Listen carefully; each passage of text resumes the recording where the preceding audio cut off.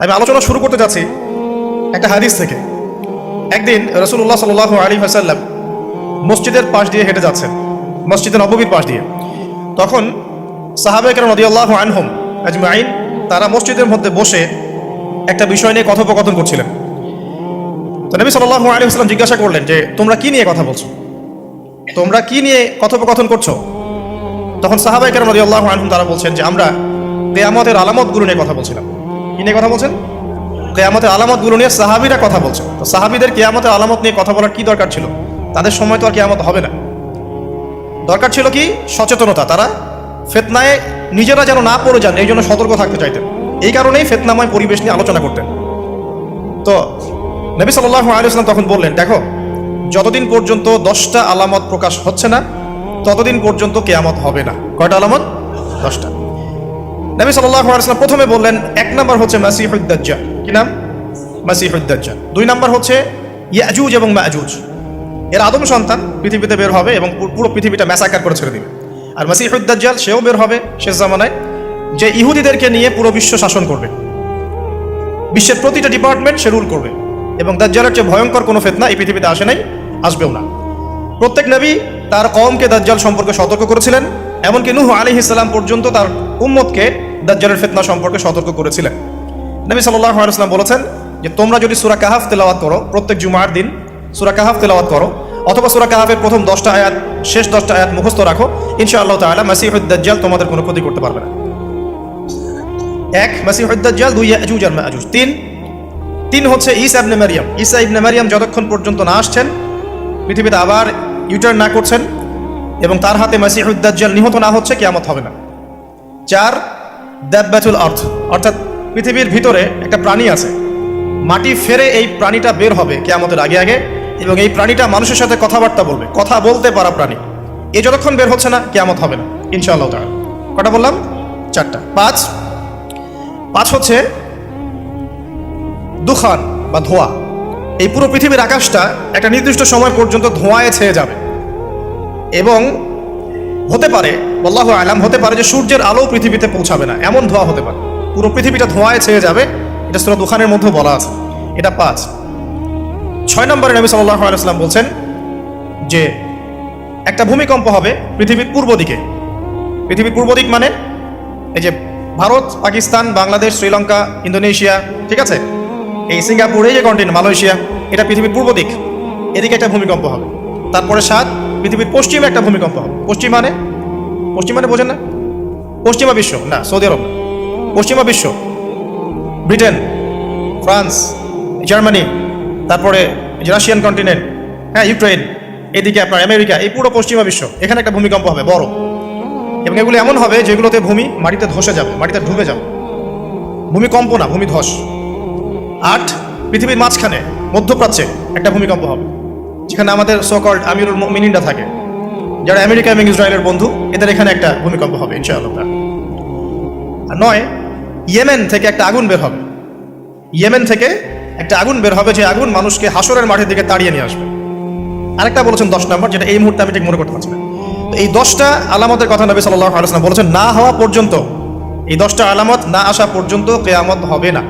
ঠিক আছে? আচ্ছা, এখন এই 10টার মধ্যে সবচেয়ে বড়টা কি?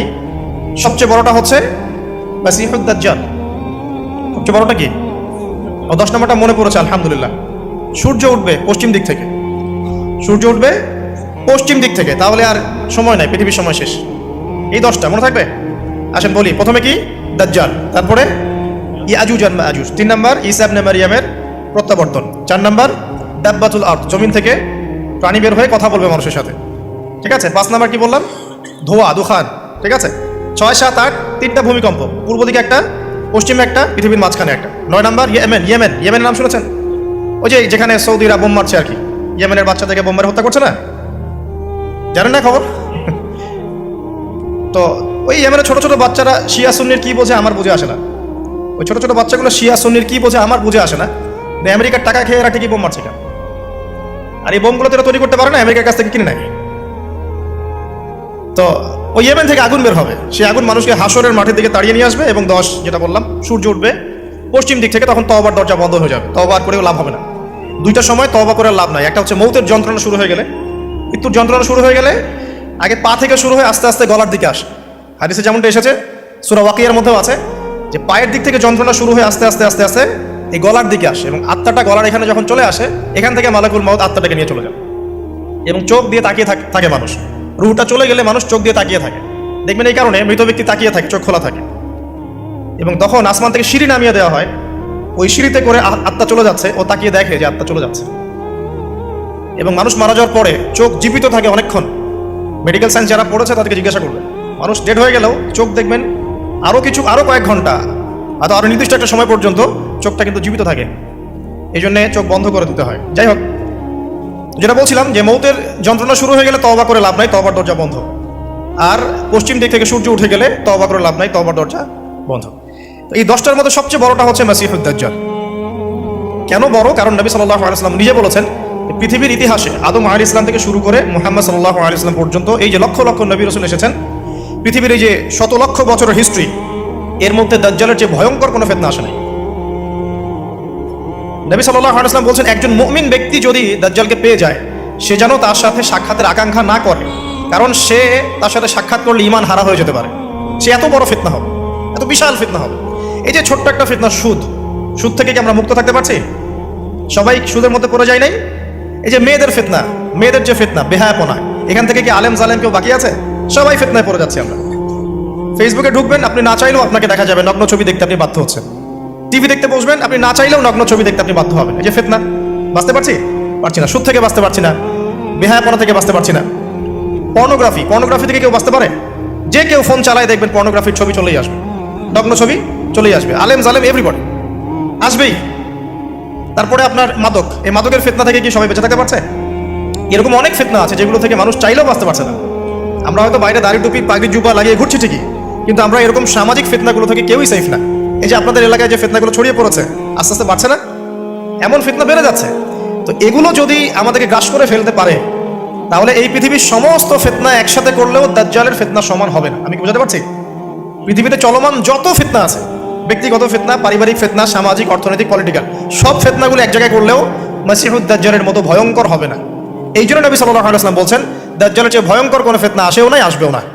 প্রত্যেক নবী আলাইহিস সালাম তার কওমকে এই ফিতনা সম্পর্কে সতর্ক করতেন। এমনকি এক্সাম্পল দিতে গিয়ে নবী সাল্লাল্লাহু আলাইহি ওয়াসাল্লাম বলছেন, নূহ আলাইহিস সালাম, ওই কত বছর আগের নবী, তিনি পর্যন্ত তার কওমকে দাজ্জাল সম্পর্কে সতর্ক করেছেন। সে কোথায় আছে? সে পৃথিবীতেই আছে। তার কি জন্ম হয়েছে? উত্তর হ্যাঁ, তার জন্ম হয়েছে। সে কি এখন আত্মপ্রকাশ করেছে? উত্তর না, সে এখনো মানুষের রূপে আত্মপ্রকাশ করে নাই। সে কাদেরকে নিয়ে বিশ্ব শাসন করবে? উত্তর জিউসদেরকে নিয়ে, ইহুদিদেরকে নিয়ে। দাজ্জাল কাদেরকে নিয়ে বিশ্ব শাসন করবে? ইহুদিদেরকে নিয়ে। আমার কথা কি বোঝা যায়? নবী সাল্লাল্লাহু আলাইহি ওয়াসাল্লাম বলেন, সে এত বড় ফিতনা, সে 40 দিন পৃথিবীতে বিচরণ করবে। কয়দিন?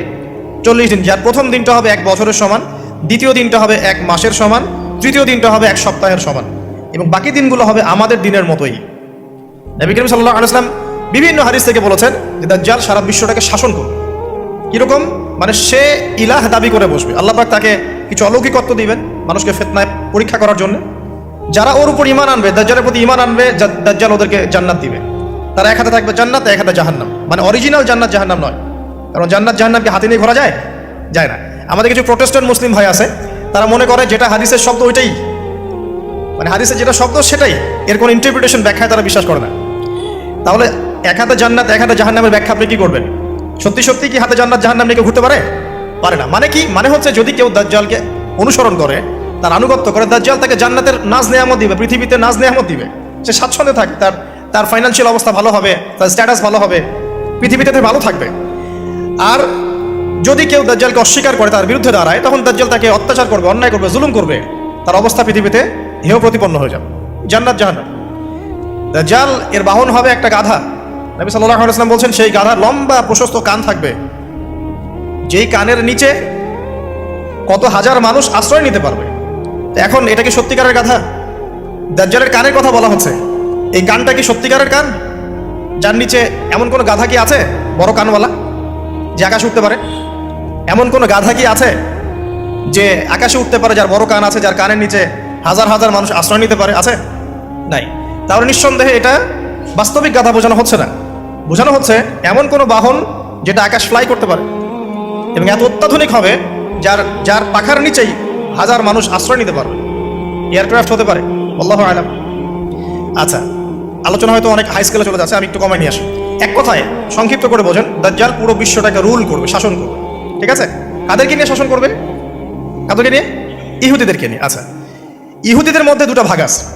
এক ভাগ হচ্ছে সত্যিকার অর্থেই কিছু কিছু ক্ষেত্রে তারা তাওরাত, এই যে জাবুর, ইনজিল এগুলোর প্রতি একটু মানে অনুগত আর কি। আরেকগুলো আছে বেশিরভাগই এরা হচ্ছে বদ প্রকৃতির। এরা এই পৃথিবীতে, সারা পৃথিবীতে জায়নিস্ট মুভমেন্ট ছড়িয়ে দিয়েছে এবং তারা বিশ্বের প্রত্যেকটা ডিপার্টমেন্ট নিয়ন্ত্রণ করা শুরু করেছে এখন। এবং তারা সারা বিশ্বর যত সেন্সিটিভ ইস্যুগুলো হচ্ছে এর পিছনে কলকাঠি নাড়ে। এখন যদি কাউকে মনে করেন আপনাকে যদি বিশ্ব শাসন করতে হয় এবং আপনার সাথে কিছু অনুসারী থাকে, তাহলে আপনাদেরকে কিছু কাজ করতে হবে তো। আমার কথা বোঝেন। মনে করেন যে আমি বিশ্ব যদি শাসন করতে চাই, তাহলে আমার তো কিছু মানুষ লাগবে, লাগবে না? লাগবে। আচ্ছা, তারপরে আমার তো একটা ভূখণ্ড লাগবে, লাগবে না? একটা দেশ লাগবে না? একটা সার্বভৌমত্ব লাগবে না? আমাকে পৃথিবীর সমস্ত অর্থনৈতিক বিষয়গুলো নিয়ন্ত্রণ করতে হবে না? ইকোনমি নিয়ন্ত্রণ করতে না পারলে কি ওয়ার্ল্ডকে শাসন করতে পারবে? মনে করেন ওয়ার্ল্ডের ব্যাংকিং সিস্টেম, ইকোনমিকে কেউ নিয়ন্ত্রণ করছে না, সে কি রুলিং স্টেট হতে পারবে? শ্রীলঙ্কা, সে কি বিশ্বের রুলিং স্টেট? সে কি বিশ্বের অর্থনীতি নিয়ন্ত্রণ করে? বরং সে তো দেউলিয়া হয়ে গেল, তাই না? আমেরিকা, ইসরায়েল, ওরা কি দেউলিয়া হয়েছে? না। তারা কি বিশ্বের অর্থনৈতিক বিষয়কে নিয়ন্ত্রণ করে? করে। চায়না, তারা কি দেউলিয়া হয়েছে? তারা কি বিশ্বের অর্থনীতি নিয়ন্ত্রণ করতে পারে? পারে। তো এক কথায় বোঝেন, আপনাকে যদি রুল করতে হয় সারা ওয়ার্ল্ডকে, প্রথমত আপনার একটা ল্যান্ড লাগবে, একটা কিছু মানুষ লাগবে আপনার, এবং সেই মানুষগুলো রামসাম যদুমধু হলে হবে না, সেই মানুষগুলো হতে হবে সবচেয়ে বুদ্ধিদীপ্ত মানুষ, ট্যালেন্টেড মানুষ, যারা পৃথিবীর সব কিছু নিয়ন্ত্রণ করার যোগ্যতা রাখে। সায়েন্টিস্ট লাগবে আপনার ইকোনমিস্ট লাগবে, আপনার কলামিস্ট লাগবে, মিডিয়ার পার্সন লাগবে, পলিটিশিয়ান লাগবে, সূক্ষ্ম বুদ্ধিসম্পন্ন মানুষ লাগবে। এই মানুষগুলো কি তারা জোগাড় করতে পেরেছে? পশ্চিমা সভ্যতা পেরেছে? আচ্ছা, আর কি লাগবে? আপনার নির্দিষ্ট ভূখণ্ড লাগবে, এবং ভূখণ্ডটা স্বাধীন হতে হবে, কারো পরাধীন হলে চলবে না। ইসরায়েল কি স্বাধীন হয়েছে? ইহুদিরা কি রাষ্ট্র গঠন করেছে? করে নাই? আপনারা তো খবরই রাখেন না দেখি। ইহুদিরা কি রাষ্ট্র গঠন করে নাই? কত সালে বলেন? সুবহানাল্লাহ, এমনি হবে না। 1948-এ তো রাষ্ট্র গঠন তো অনেক আগেই হয়েছে। 1948-এ তো সে জানান দিয়েছে, কিন্তু রাষ্ট্র গঠন অটোম্যানদেরকে হারানোর পরেই হয়েছে। যখন প্রথম বিশ্বযুদ্ধ হয়ে গেছে, তারপরে অটোম্যান এম্পায়ারদেরকে হটিয়ে তারা তো রাষ্ট্র মোটামুটি দখল করে ফেলেছে। তারপর আস্তে আস্তে রাষ্ট্রের আয়তন বাড়িয়েছে মাত্র। 1948-এর দিকে এসে তারা পুরো বিশ্বকে জানান দিয়েছে আমরা একটা পুরো রুলিং স্টেট হতে যাচ্ছি আপকামিং। তো যাই হোক, তারা রাষ্ট্র কায়েম করেছে। আপনাকে সারা ওয়ার্ল্ড রুল করতে হলে প্রথমত আপনার স্টেট লাগবে, স্টেট ওরা কায়েম করে ফেলেছে। আপনার স্টেটের রাষ্ট্রের সার্বভৌমত্ব দরকার আছে, এটাও ওদের হয়ে গেছে।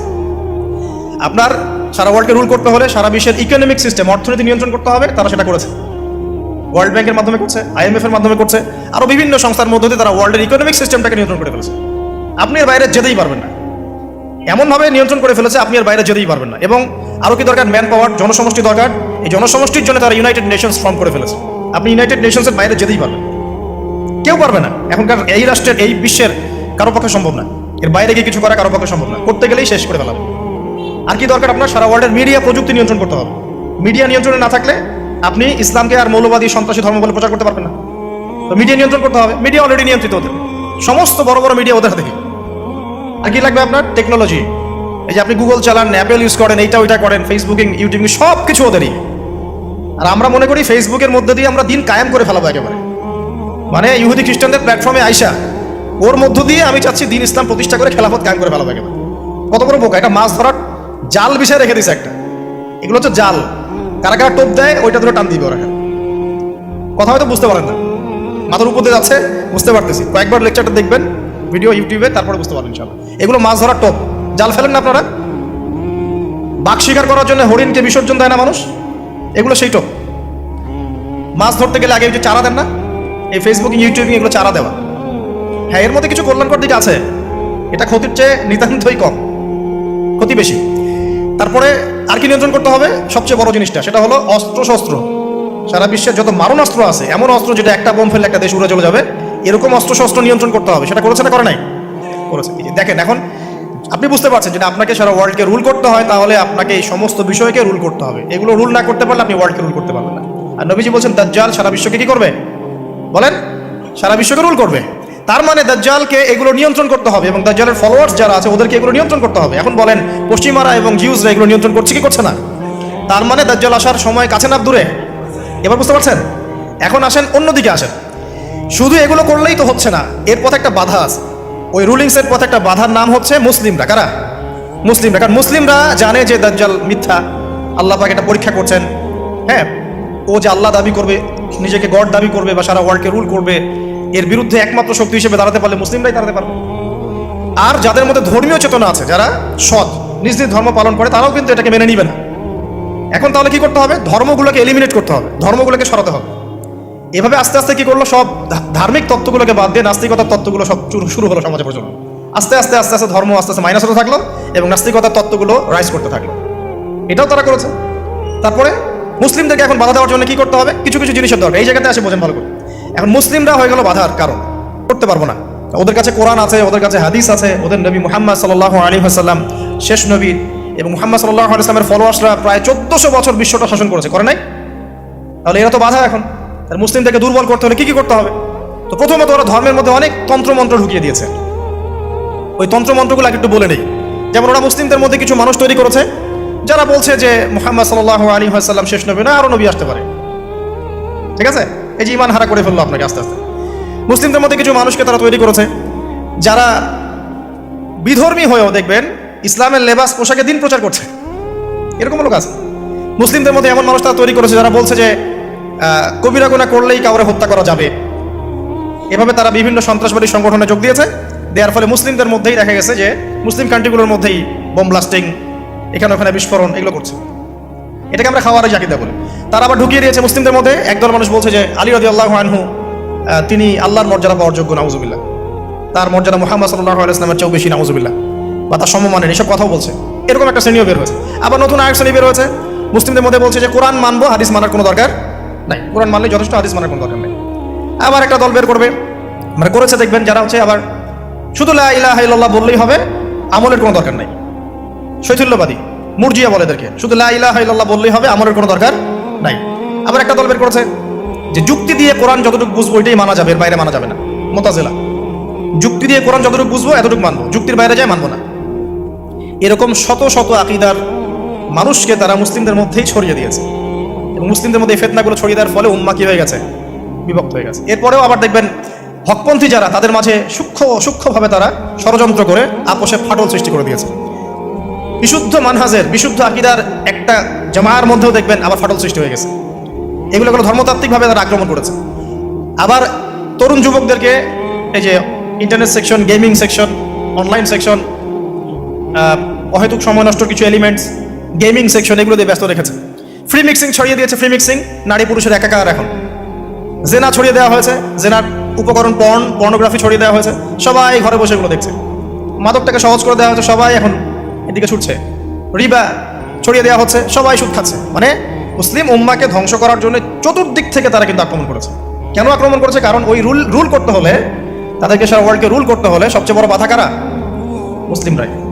এই কারণেই সুদূর প্রসারী নীল নকশা একে প্রায় 100-200 বছরের প্ল্যান করে তারা এই কাজগুলো করেছে, যে কাজগুলোতে তারা প্রায় 80-90% সফল। আর আমরা বিগত 100 বছরে সবচেয়ে বেশি যে কয়টা মাসআলা নিয়ে পড়েছিলাম সেটা হচ্ছে হাত বাঁধা, নাভির নিচে, না উপরে না বুকে, রফুল এদিন করবো কি করবো না, আমিন জোরে হবে না আসতে, পায়ে পা লাগবে কি লাগবে না। আর বিগত 100 বছরে 100 বছর কিন্তু হয়ে গেছে। 1914 সালে অটোম্যান ডিফিটের পরে 2022 চলছে, এখন প্রায় 100 বছর হয়ে গেছে। তো 100 বছরে তারা কিন্তু এই সমস্ত সেক্টরগুলো উন্নতি করে আজকে রুলিং স্টেট। আপনাকে বোঝাচ্ছিলাম ওরাই কিন্তু সারা ওয়ার্ল্ডকে রুল করছে। আর মাসিহুদ দাজ্জালও কিন্তু ইহুদিদেরকে নিয়ে সারা ওয়ার্ল্ডকে রুল করবে। আচ্ছা, এখন বুঝতে পারছেন অলরেডি যারা বিচক্ষণ শ্রোতা, যে এই পরিস্থিতিটা শুধুমাত্র ওদের সাফল্য বললে ভুল হবে। এখানে সবচেয়ে বড় কথা আমাদের ব্যর্থতা। কারণ বিগত 1400 বছরে কিন্তু আমাদের অবস্থা এমন ছিল না। ওমর রাদিয়াল্লাহু আনহুর যুগে আমাদের অবস্থা এমন ছিল, আবু বকর সিদ্দিকের যুগে এমন ছিল, তারপরে আপনার ওসমান আলী রাদিয়াল্লাহু আনহুমা তাদের যুগে কি আমাদের অবস্থা এমন ছিল? 4 খলিফার যুগ ছিল প্রায় 30 বছর। কত বছর? 30 বছর। 30 বছর ইসলামী খেলাফা চলেছে। তার আগে নবী সাল্লাল্লাহু আলাইহি ওয়াসাল্লাম 23 বছরে সমাজ সংস্কার করেছেন। ওই 23 বছর যদি ধরি, পরে 30 বছর এখানে কিন্তু ইসলামের জয় জয়কার। 4 খলিফার পরেও উমাইয়ারা শাসন এসেছে। কারা আসে? উমাইয়ারা শাসন করেছে প্রায় 80 থেকে 90 বছর বা 92 বছর। এই 92 বছরেও কিন্তু মুসলিমদের অবস্থা এমন ছিল না। ছিল? কথা বুঝতে পারছেন না? ছিল না। তারপরে শাসন এসেছে আব্বাসীয়রা শাসন করেছে প্রায় 550 বছর। কত বছর? কথা বলেন। প্রায় 550 বছর। এই 550 বছরেও মুসলিমদের অবস্থা এমন ছিল না যেমনটা এখন আজকে আছে। তারপরে ফাতিমি খেলাফত গিয়েছে, তুলুনি খেলাফত গিয়েছে, এদিকে মামলুকদের শাসন গিয়েছে, কর্ডোভার ইসলামিক খেলাফত গিয়েছে, মোগলরা চলে গেছে, উসমানীয়রা চলে গেছে। মুসলিমদের অবস্থা কিন্তু এমন ছিল না। এই হিস্ট্রিগুলো কয়জন জানো? এই 1400 বছর ইসলামের হিস্ট্রিগুলো কয়জন জানো? এই 1400 বছরে আমাদের অবস্থা কিন্তু এমন ছিল না। এখন বর্তমান সিচুয়েশন আর এই 1400 বছরের সিচুয়েশনকে আমরা মিলাতে পারছি না। মিলাতে পারছি না। করণীয় কি আপনার? কেন হলো এই অবস্থা? কি করতে হতো বা কি করা উচিত? কেন হলো এই অবস্থা? মোটা দাগে কয়েকটা কথা হচ্ছে, আমরা বেশিরভাগই ইল্লা মাশা আল্লাহ, আমরা বেশিরভাগই কোরআন এবং সুন্নাহ থেকে দূরে সরে আসছি, 1 নম্বর। 2 নম্বর, আমরা বেশিরভাগই আমলের দিকে জোর যতটা না দিয়েছি, ইলম অর্জন, জ্ঞান অর্জনের দিকে অত বেশি জোর দেইনি। কথা বুঝতে পারছেন না মনে হয়? আমরা আমলের দিকে জোর দিচ্ছি না এমন না, আমল করতে চাই আমরা খুব, কিন্তু কোরআন সুন্নাহর গভীর জ্ঞান অর্জন করা এবং সমসাময়িক বিশ্বের জ্ঞানগুলো অর্জন করার দিকে আমরা কিন্তু খুব একটা ফোকাস করছি না। অনেকে তো এখন পর্যন্ত এই যুগে এসেও জেনারেল শিক্ষাকে স্বীকৃতি দিচ্ছেন না। এই শিক্ষাটার দরকার আছে, কোরআন সুন্নাহর সাথে এই শিক্ষাটা অর্জন করলে বিশ্বকে এগিয়ে নেওয়া যাবে, আমরা তো স্বীকৃতি দিচ্ছি না। ইংরেজি শিখলে এখনও অনেকের চুলকানি হচ্ছে, এটা দরকার নাই। ম্যাথামেটিক্সের দরকার নাই, সায়েন্সের দরকার নাই, এসির দরকার নাই, হ্যাঁ, আন্তর্জাতিক বিশ্ব সম্পর্কে জানার দরকার নাই। এগুলো কিন্তু আমরা এখনও ঢুকাচ্ছি না। ঢুকালেও খুব লো স্কেলে, যেটাতে খুব একটা কাজ হচ্ছে না। দেখেন, আমরা আমলের দিকে খুব ফোকাস করেছি ঠিকই, কিন্তু পরিপূর্ণ জ্ঞান অর্জনের কনস্ট্রাকটিভ সিলেবাসের দিকে আমরা কিন্তু সবাই ফোকাস করি নাই। বিগত 100 বছর আমরা পিছিয়ে আসছি এখানে। আবার যারা জেনারেল লাইনে পড়েছি আমরা বেশিরভাগ, তারা মাশাআল্লাহ 20-25 বছর পড়েছি, এখানে আবার আমরা ইসলামটা পাই নাই। এখানে ইসলাম থেকে আমরা আবার সরে আসছি। আমরা অনেক কিছু শিখেছি, ডক্টর হয়েছি, ইঞ্জিনিয়ার হয়েছি, পলিটিশিয়ান হয়েছি, ইকোনমিস্ট হয়েছি, কিন্তু ইসলামিক বেসিক জিনিস জানি না। ওজুর ফরজ জানি না, নামাজের ফরজ, ওয়াজিব, সুন্নাত, মুস্তাহাব জানি না। আছে না? ফরজ গোসল কেমন করে করতে হয় সেটাও আমরা বুঝতে পারছি না, জানি না অনেকেই। পরে যখন হেদায়েত আসে তখন আবার পড়াশোনা শুরু করি, তখন জানি। সিলেবাস ওয়াইজ আপনি পাচ্ছেন না। এখানে জ্ঞানের একটা দ্বৈততা আছে না, মেরুকরণ আছে না? এই জ্ঞানের মেরুকরণ হচ্ছে দায়ী, প্রথম কথা। তারপরে হচ্ছে কোরআন সুন্নাহ থেকে সরে আসা, 2 নম্বর। 3 নম্বর, আমল করেছে ঠিকই, কিন্তু পরিপূর্ণ আমলে আমরা বিশ্বাসী না অনেকেই। হ্যাঁ, যে আমলগুলো করলে কোনো সমস্যা হয় না সেগুলো করছি ঠিকই, যে আমলগুলো করলে সমস্যা হবে সেগুলো আবার করতে চাই না। কিরকম?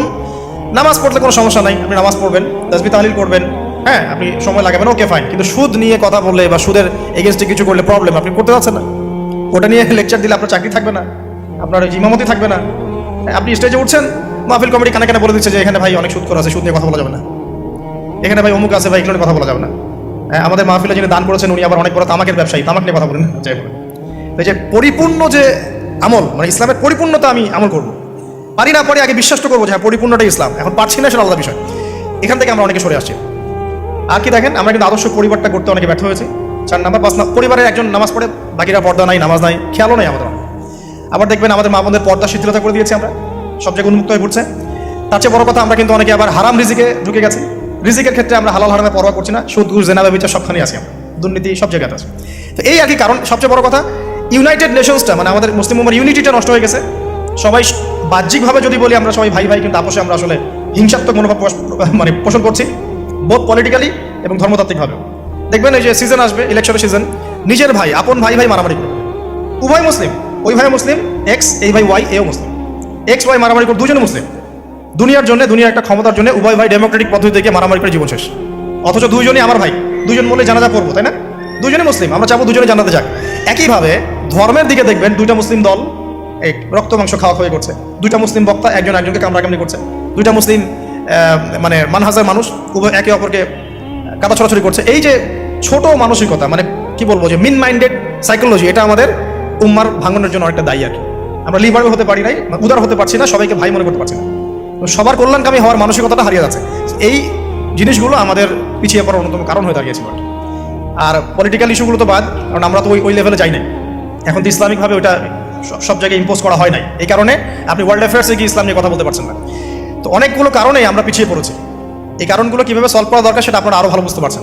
জ্ঞান অর্জনের দরকার আছে, এখন আমল বাড়িয়ে দেওয়ার দরকার আছে, আদর্শ পরিবারের প্রয়োজন আছে, হালাল রিজিকের প্রয়োজন আছে, পর্দায় চলে আসা দরকার আছে, আমাদের আগামী প্রজন্মকে মানুষ করা দরকার আছে, উম্মার ঐক্যবদ্ধতার পিছনে কাজ করা দরকার আছে, এবং ইসলামের বিরুদ্ধে যে বিভ্রান্ত মতবাদগুলো, এগুলোর বিপক্ষে দালিলিক জবাব দেওয়ার প্রয়োজন আছে। এভাবে কিন্তু আমরা আবারও ওই নতুন জায়গায় আসতে পারবো ইনশাআল্লাহ। আমি হতাশাবাদীদের অন্তর্ভুক্ত নই, আমি ব্যক্তিগতভাবে, এবং এই উম্মাহ কখনো হতাশ হবে না ইনশাআল্লাহ। কারণ নবী সাল্লাল্লাহু আলাইহি ওয়াসাল্লাম মাত্র 23 বছরের মধ্যে যদি আইয়ামে জাহিলিয়াতকে পরিবর্তন করে ফেলতে পারেন, তাহলে সেই আল্লাহ যদি জীবিত থাকেন, সেই নবীর সুন্নাহ যদি জীবিত থাকে, এবং সেই কোরআন যদি আমাদের হাতে থাকে, আজকেও সম্ভব সারা ওয়ার্ল্ডের প্রেক্ষাপট পরিবর্তন করা। আমরা বড় স্বপ্ন দেখতে চাই, ছোট স্বপ্ন দেখবেন কেন, বড় স্বপ্ন দেখবেন। এই স্বপ্নের উপর দাঁড়িয়েই তো ইনশাআল্লাহ ইমাম মাহদী এই বিশ্বে ইসলাম প্রতিষ্ঠা করবেন না? তিনি কেমন করে করবেন? তিনি তো একা, কেমন করে করবেন? নিঃসন্দেহে তার কিছু মানুষ থাকবে যারা তার মতো করে চিন্তা করে, যারা পরিপূর্ণ ইসলাম পালনে নিজেকে উৎসর্গ করতেও প্রস্তুত থাকবে। এমন তো কিছু মানুষ তিনি নিয়ে আসবেন, তিনি তো পারবেন। ঈসা ইবনে মারিয়াম তো আসবেন, আমি বললাম 10টা আলামত, তার মধ্যে একটা হচ্ছে ঈসা ইবনে মারিয়াম আসবেন এবং তিনি এই জুলুমের ভিত্তিটা উপড়ে ফেলবেন। এটা কি এমনি এমনি হবে? অনেক ত্যাগ হবে, অনেক তিতিক্ষা হবে, অনেক পরিশ্রম হবে, হ্যাঁ, তাদের ইফোর্ট থাকবে। সারা বিশ্বের মধ্যে ইসলামটা আল্লাহ যাদেরকে পছন্দ করবে তাদের মধ্যে দিয়ে ছড়িয়ে দিবেন। একবার না একবার কিন্তু এটা হবে। আমরা জানি আসন্ন সময়গুলো তাদের বিশ্বকে ডমিনেট করার সময়, কিন্তু তারপরে একটা যুগ আসবে যেই যুগে ইসলামের সোনালী সকাল কিন্তু আবারও দেখা যাবে ইনশাআল্লাহ।